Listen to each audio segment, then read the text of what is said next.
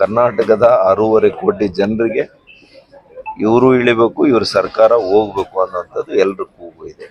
ದೇವರಾಜ ಅರಸ್ರವ್ರಿಗೆ ನೀವು ಹೋಲಿಕೆ ಮಾಡುವಂಥದ್ದು ಸರಿಯಲ್ಲ. ಮೊದಲನೇದು, ಈ ಮುಖ್ಯಮಂತ್ರಿಗಳಾಗಿ ಅವ್ರು ಆಗಿರೋದಕ್ಕೆ ನಾನು ವೈಯಕ್ತಿಕವಾಗಿ ಅಭಿನಂದನೆಯನ್ನು ಸಲ್ಲಿಸ್ತೀನಿ.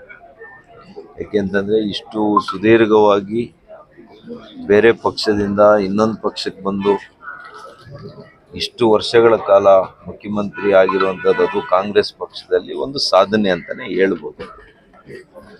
ಆದರೆ ಮಾನ್ಯ ದೇವರಾಜ ಅರಸ್ರವರಿಗೆ ಹೋಲಿಕೆ ಮಾಡ್ಕೊಂಡಾಗ ಮಾನ್ಯ ಸಿದ್ದರಾಮಣ್ಣವ್ರಿಗೆ ಬಿಡ್ತೇನೆ.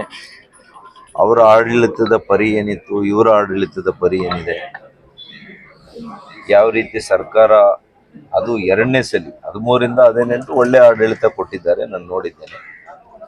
ಆದರೆ 23ರಿಂದ ಈ ಆಡಳಿತ ಜನಕ್ಕೆ ಸಾಕಾಗಿದೆ.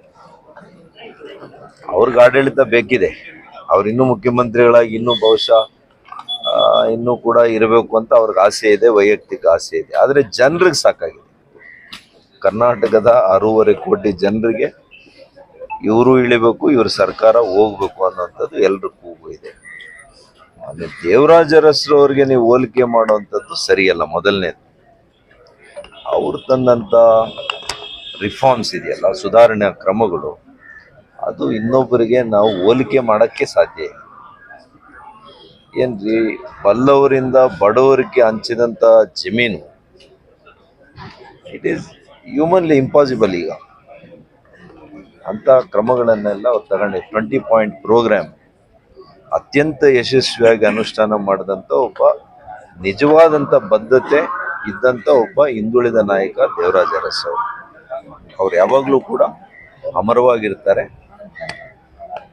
ಅವ್ರ ದಾರಿಯಲ್ಲಿ ಇವ್ರು ನಡೆದಿದ್ರೆ ಇನ್ನಷ್ಟು ಚೆನ್ನಾಗಿರ್ತಾ ಇತ್ತು ಅನ್ನೋದು ನನ್ನ ಭಾವನೆ. ಸರ್, ದೇವರಾಜ ಅರಸರ ಯೋಜನೆಗಳು ಮತ್ತೆ ಗ್ಯಾರಂಟಿ ಯೋಜನೆಗಳನ್ನ ದೇವರಾಜ ಅರಸ್ ಅವ್ರು ಕೊಟ್ಟಿದ್ದು ಜೀವನಕ್ಕೂಟ. ಒಂದು ಹಬ್ಬಕ್ಕೂಟಕ್ಕೂ ಇಡೀ ಜೀವನಕ್ಕೆ ಕೊಟ್ಟಂತ ಊಟಕ್ಕೂ ವ್ಯತ್ಯಾಸ ಇಲ್ಲೇನಪ್ಪ? ಬದುಕನ್ನು ಕೊಟ್ಟೋದಕ್ಕೂ ಒಂದು ಊಟ ಕೊಡೋದಕ್ಕೂ ವ್ಯತ್ಯಾಸ ಇಲ್ವಾ? ಖಂಡಿತ ಹೋಲಿಕೆ ಮಾಡಕ್ಕೆ.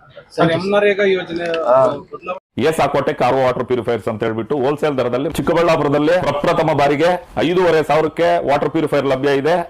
5,500 ಇಲ್ಲಿ ನಮ್ಮ ಅಂಗಡಿಯಲ್ಲಿ RO UV UF TDS ಖಾಲಿ 5,500ಕ್ಕೆ ಬರುತ್ತೆ. ನಮ್ಮ ಅಂಗಡಿಯಲ್ಲಿ ಬನ್ನಿ. ನಮ್ಮ ಲೊಕೇಶನ್ ಬಂದು ಏಸಾಕೋಟೆಕ್ ಕೆನರಾ ಬ್ಯಾಂಕ್ ಆಪೋಸಿಟ್ ಅಲ್ಲಿ ಆಂಬೂರ್ ದಮ್ ಬಿರಿಯಾನಿ ಪಕ್ಕದ ರೋಡ್ ಅಲ್ಲಿ 2ನೇ ಅಂಗಡಿ ಬರುತ್ತೆ.